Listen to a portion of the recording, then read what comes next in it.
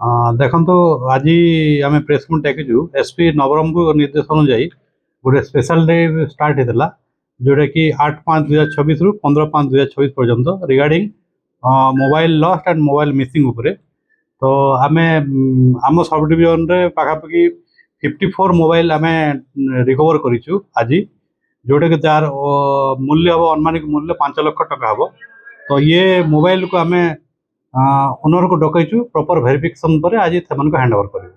ଦେଖନ୍ତୁ ଇଏ ତ ମୋବାଇଲ ମିସିଂ ଆଉ ଲସ୍ରେ ଦେଇଥିଲେ, ତ ଗୋଟେ ଆପ୍ ଅଛି ଯେଉଁଟାକି CEIR, ଯେଉଁଟାକି ସେଣ୍ଟ୍ରାଲ ଇକ୍ୱିପମେଣ୍ଟ ଆଇଡେଣ୍ଟିଟି ରେଜିଷ୍ଟର କଲା ପରେ ଗୋଟେ ଆପ୍ରେ ଆମେ ସବୁ ଅଲ୍ ଇଣ୍ଡିଆ ଓଭର ଯେଉଁ ମୋବାଇଲ ମିସିଂ ହେଇଥିଲା ସେମାନଙ୍କୁ ଆମେ ପ୍ରପର ଚ୍ୟାନେଲରେ ସେମାନଙ୍କୁ ମୋବାଇଲକୁ ଆଣିକି ରିକଭର କରିଥିଲୁ।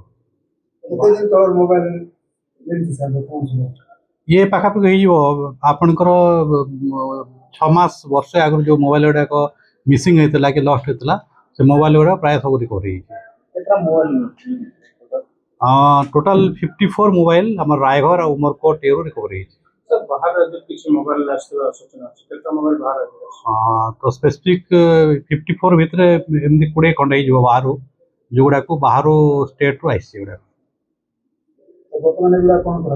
ବର୍ତ୍ତମାନ ଆମେ ୟାକୁ ପ୍ରପର ଓନରସିପ୍ ଭେରିଫିକେସନ୍ କରିବୁ ଆଉ ଓନରସିପ୍ ଭେରିଫିକେସନ୍ ସରିଲା ପରେ ଆମେ କନସର୍ନ ଓନରକୁ ଆମେ ଦେଇଦେବୁ।